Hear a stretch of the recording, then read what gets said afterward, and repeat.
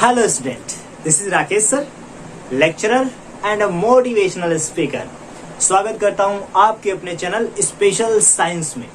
आज की टॉपिक में हम लोग जैव विकास के अति लघु उत्तरीय क्वेश्चन 28 से लेकर जितने टॉपिक हैं उसको क्लियर किया जाएगा, है ना।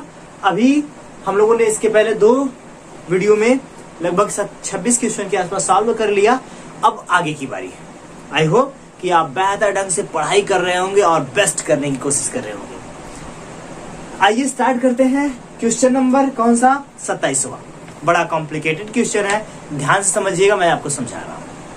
क्वेश्चन है, ग्लूकोज के ऑक्सीकरण से विभिन्न जीवों में ऊर्जा प्राप्त करने के विभिन्न पथ क्या हैं?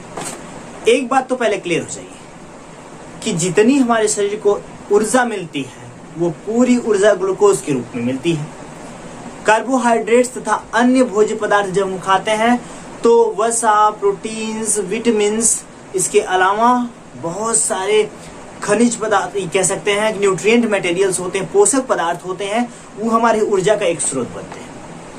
तो ग्लूकोज का विखंडन या कह सकते हैं कि कार्बोहाइड्रेट्स जब टूट टूट कर ग्लूकोज के फॉर्म में कन्वर्ट होता है या दूसरे रूप में कन्वर्ट होता है तो हमको ऊर्जा प्राप्त होती है। आपको यहाँ दिखाया गया है कि जीवों के निम्नलिखित 3 पथों द्वारा ग्लूकोज का ऑक्सीकरण करके ऊर्जा प्राप्त की जाती है। तो तात्पर्य क्लियर रखिएगा कि ऊर्जा हमें कहां से मिलती है? ग्लूकोज से ही मिलती है ना। पहला भाई देखिए, ऑक्सीजन की अनुपस्थिति में, ऑक्सीजन अनुपस्थित नहीं होगा तो क्या होता है कि पायरुवेट अम्ल जो होती हैं हमारे शरीर में, पायरुवेट अम्ल होती हैं, उनका टूट कर विखंडन, टूटना ही विखंडन कहलाता है, वो टूट जाती हैं तो ग्लूकोज के रूप में बदलते हैं। दूसरा भी वही बता रहा है, ऑक्सीकरण की कमी, ऑक्सीजन की कमी से पायरुवेट अम्ल का टूटना, किसमें टूटे? ग्लूकोज में टूटे तो ऊर्जा प्राप्त होती है। इसके अलावा और क्या दिया है? ऑक्सीजन की अनुपस्थिति में ग्लूकोज का विखंडन, वंस अगेन ग्लूकोज टूटती है एटीपी में, तो फिर से ऊर्जा का निर्माण होता है। आई होप कि क्लियर होंगे। आगे बढ़ते हैं। 28वां क्वेश्चन, अर्थात हम लोग कहां से स्टार्ट किए हैं? 27 क्वेश्चन के आसपास से स्टार्ट किए हैं। अब 28वां क्वेश्चन, यहाँ ग्लूकोज का विखंडन एटीपी के रूप में कन्वर्ट हो रहा था। आगे बढ़ेंगे। 28 गैसों के विनिमय का मतलब होता है आदान प्रदान करना, है ना। विनिमय के लिए मानव फुफ्फुस में अधिकतम क्षेत्रफल को कैसे अभिकल्पित किया जाता है? पहले तो फुफ्फुस जान जाइए क्या होता है।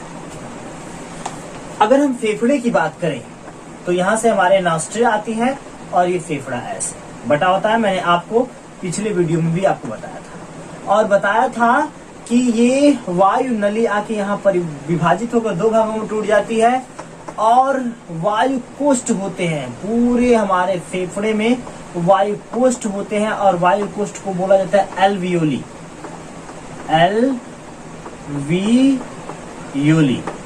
एल्वियोली बोला जाता है।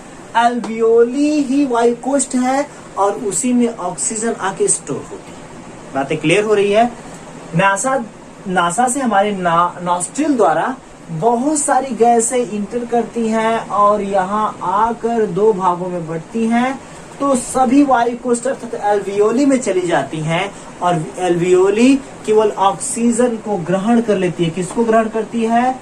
O2 को ग्रहण करती है, बाकी समस्त गैसों को फिर से बाहर।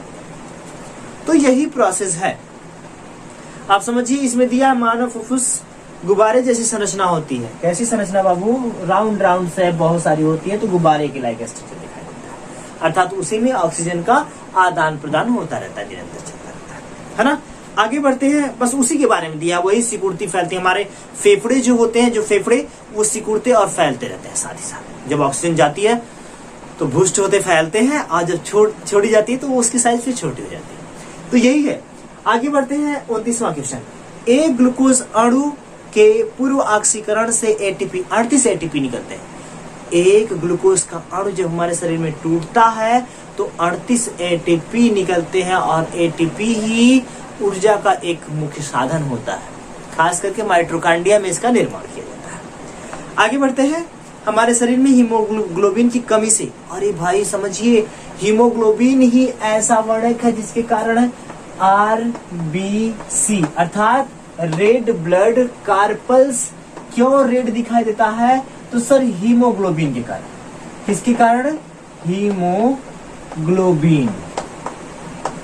हीमोग्लोबिन के कारण दिखाई देता है। मैंने आपको कहा था कि जब कोई टीचर सॉल्व कराता है तो आसपास से जितनी जुड़ी हुई टॉपिक्स हैं आपको क्लियर करते हुए चलता है।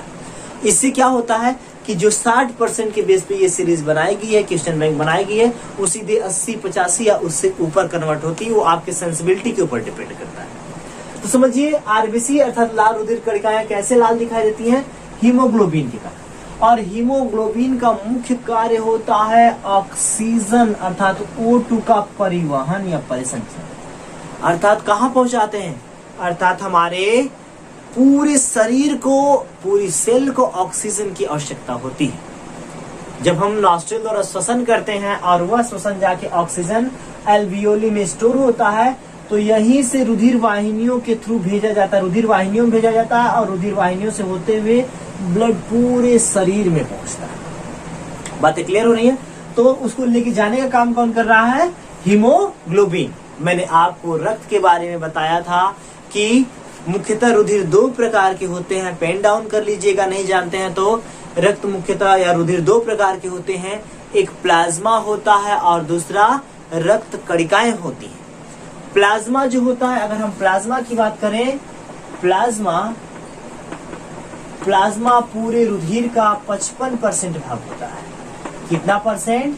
और ब्लड सेल्स, यहाँ ब्लड सेल्स की बात करें तो ब्लड सेल बाबू 45% होती है। इसका प्लाज्मा का कोई डिफरेंशिएशन नहीं होता। ये समस्त हमारे भोज्य पदार्थ जो न्यूट्रिएंट मटेरियल है उसको शरीर में पहुंचाता है। इसके अलावा ब्लड की बात करें तो इसमें 3 होते हैं, आरबीसी, डब्ल्यूबीसी और प्लेटलेट्स।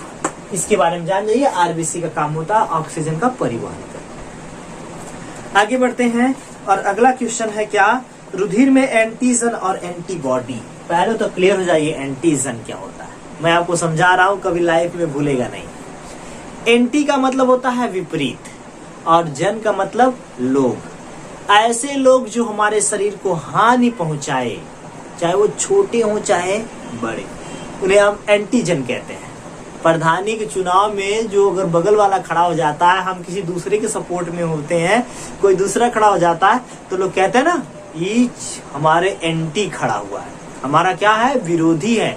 अर्थात ऐसे छोटे या बड़े जीव जो हमें नुकसान पहुंचाए, हम उन्हें एंटी कहते हैं।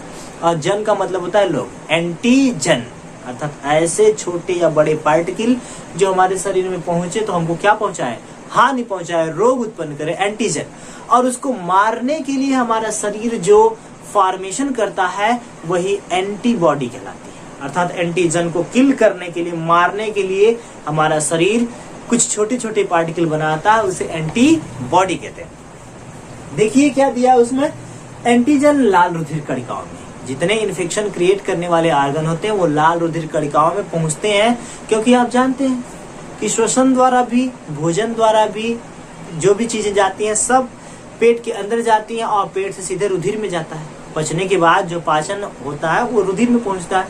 तो समझिए एंटीजन सीधे रुधिर में पहुंचते हैं और एंटीबॉडी बाबू हमारे प्लाज्मा में बनती है या होती है और ये मारती चलती है सबको, या कह सकते हैं हमारे ब्लड सेल्स में डब्ल्यूबीसी के पास होती है। मैंने डब्ल्यू नहीं लिखा है, डब्ल्यूबीसी के पास बहुत ज्यादा फॉर्मेट होती है।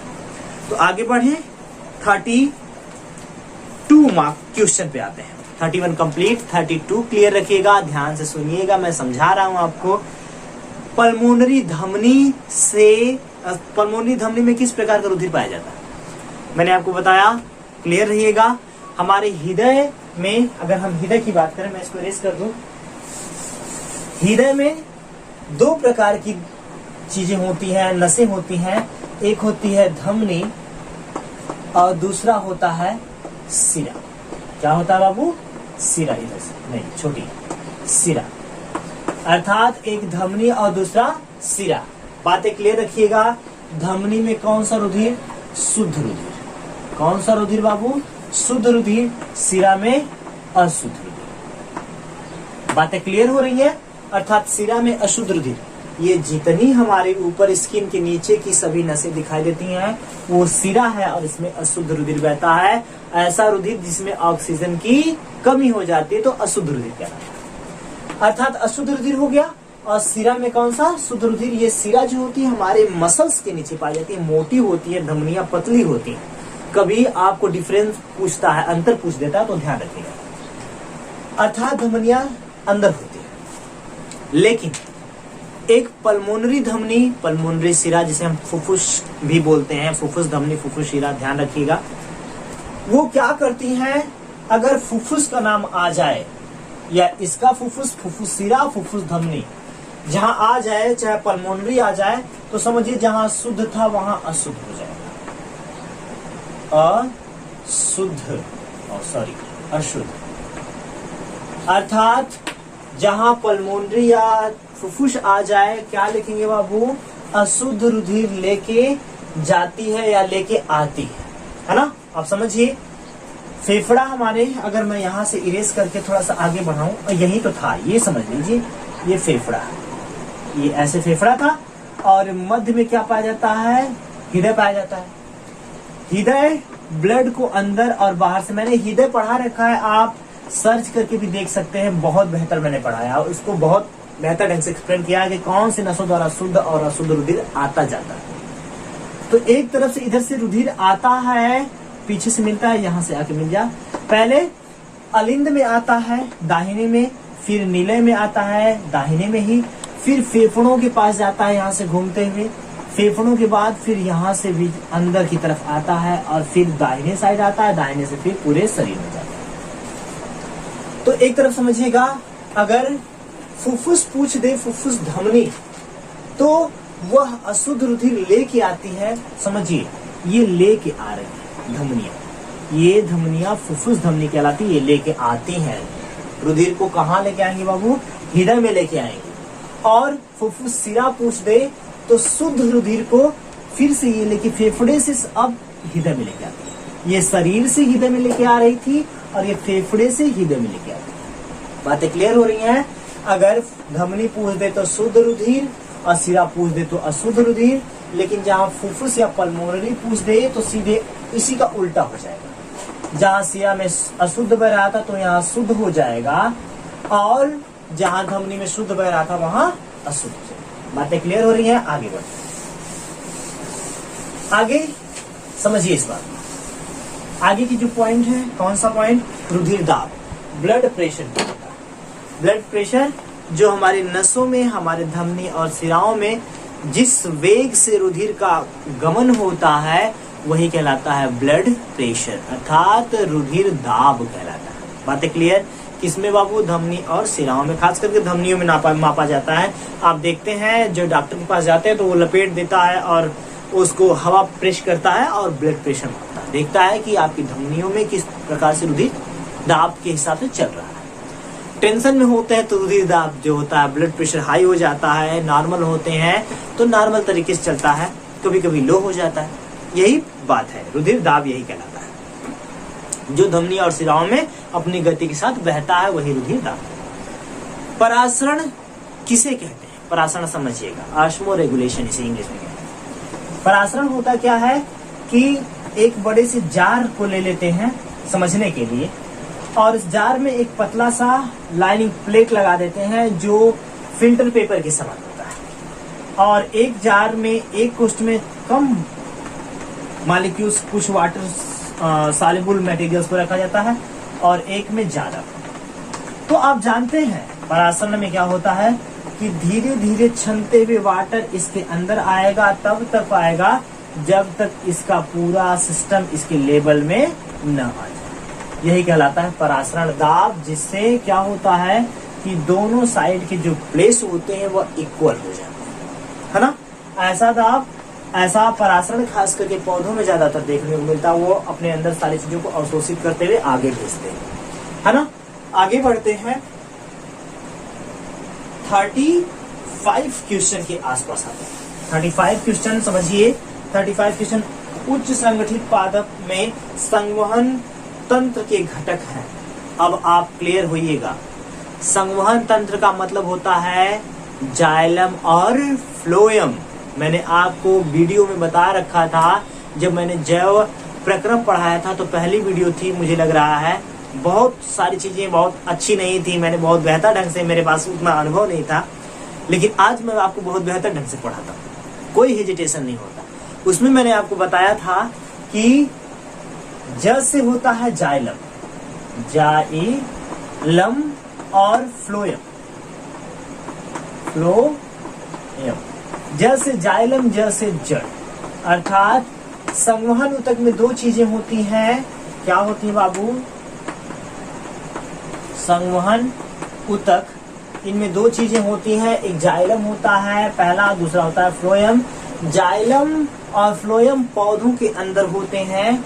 जाइलम पौधों की जड़ों से काम करता है और जल और खनिज पदार्थ, इसको बाबू जल और खनिज पदार्थ को पौधों के ऊपरी भाग तक पहुंचाता है। और फ्लोएम पत्तियों से काम करता है। कहां से? पत्तियों से काम करता है और सारे भोज्य पदार्थ को नीचे जड़ों तक ले जाता है। तो आई होप कि आप क्लियर होंगे कि जाइलम और फ्लोएम क्या कहलाते हैं? संवहन ऊतक कहलाते हैं। दोनों का मैंने कार्य भी बता दिया। आगे बढ़ते हैं। लीजिए, नीचे वही है, जाइलम और फ्लोएम को स्पष्ट करिए। मैंने दो टॉपिक एक साथ पढ़ाई है ना। पादप में जल, नेक्स्ट या उसी में नीचे दिया है या करके, पादप में जल तथा खनिज तथा जल एवं खनिज तथा खाद्य उत्पादों में संवहन हेतु पाई जाने वाली वाहिनियां। अरे भाई वही तो संवहन है, तो ये जाइलम जड़ों से या फ्लोएम ऊपर से काम कर रहा है, वही चीजें जाइलम फ्लोएम। नेक्स्ट है 37वां क्वेश्चन, मूत्र बनने की मात्रा का नियमन किस प्रकार होता है? बातें क्लियर रखिएगा। अर्थात हमारे यूरिन का फॉर्मेशन कहाँ होता है? हमारे लीवर के द्वारा उसका संश्लेषण होता है, और यूरिन फिल्ट्रेट की प्रक्रिया जो होती है हमारी किडनी में होती है। जितनी ज्यादा मात्रा में हम लिक्विड पदार्थों का सेवन करते हैं तो यूरिया का संश्लेषण हमारा लीवर करता है। आप लिख दीजिएगा कि लीवर द्वारा यूरिया का संश्लेषण होता है, और पूरे ब्लड में जितने अवशिष्ट पदार्थ होते हैं उसे किडनी द्वारा छान कर या वृक्क द्वारा छान कर यूरिन बनाकर यूरिनरी ब्लैडर में भेज दिया जाता है, मूत्राशय में भेज दिया जाता है। आगे बढ़ते हैं। उत्सर्जी पादप में कौन सा? 38 क्वेश्चन। उत्सर्जी पादप में 38 क्वेश्चन देखेंगे। उत्सर्जी उत्पादन से छुटकारा पाने के लिए पादप किन विधियों का उपयोग करते हैं? भैया उत्सर्जन किससे किससे होता है? ज्यादातर उत्सर्जन पौधों की पत्तियों द्वारा होता है। जल का उत्सर्जन कर लेते हैं, इवापोरेट हो जाता है, जल खत्म हो जाता है, तो सोचते हैं कि भाई कम उत्सर्जन हो तो पत्तियां अपनी क्या कर देते हैं? गिरा देते हैं। क्या करते हैं बाबू? उत्सर्जन अर्थात जो इवापोरेशन हो रहा है बहुत तीव्र गति से, कोई चीज शरीर के बाहर निकल रही है, तो उस रास्ते को बंद करने के लिए क्या करते हैं पौधे? ज्यादातर उत्सर्जन जो होता है पत्तियों द्वारा होता है। तो पत्तियां देखेंगे कुछ हार्मोन्स की उपस्थिति में पत्तियों को क्या करते हैं? गिरा देते हैं। बातें क्लियर? तो जो रास्ते, जिस रास्ते द्वारा उत्सर्जन हो निकल रही थी कोई चीज, उसको हमने बंद कर दिया, उसको हटा दिया वहां से, तो वो चीजें फिर वेस्ट नहीं होती। आगे बढ़ते हैं। पौधे सजीव हैं, स्पष्ट रूप से समझाइए। सजीव हैं, हम भी सजीव, आप भी श्वसन करते हैं, भोजन का निर्माण करते हैं। श्वसन में ऑक्सीजन को बाहर करते हैं पौधे, और कार्बन डाइऑक्साइड को अंदर लेते हैं। ये समस्त प्रक्रिया एक जीवित जीव करते हैं, है ना। अर्थात प्रमाणित होता है कि पौधे क्या हैं? जीवित है। आगे बढ़ते हैं। वसा का पाचन मैंने आपको बताया था कि हमारी छोटी आंत में होता है ना। इसमें ट्रिप्सिन और दूसरे एंजाइम होते हैं जो वसा का पाचन कर देते हैं। इमल्सिफिकेशन करते हैं, अर्थात वसा जो चर्बी के रूप में जमी होती है उसको तेल की छोटी छोटी बूंदों में तोड़ देते हैं और पूरे शरीर में भेज देते हैं ऊर्जा के रूप में। आगे बढ़ते हैं। 41 क्वेश्चन, लास्ट 42। धमनी और सिरा को परिभाषित करिए। मैंने आपको बताया था कि हमारे हृदय के पास दो प्रकार की नसें होती हैं, एक सिरा होता है, क्या होता है बाबू? एक कहाँ चला गया? हाँ सॉरी, एक सिरा होता है और दूसरा धमनी होती है।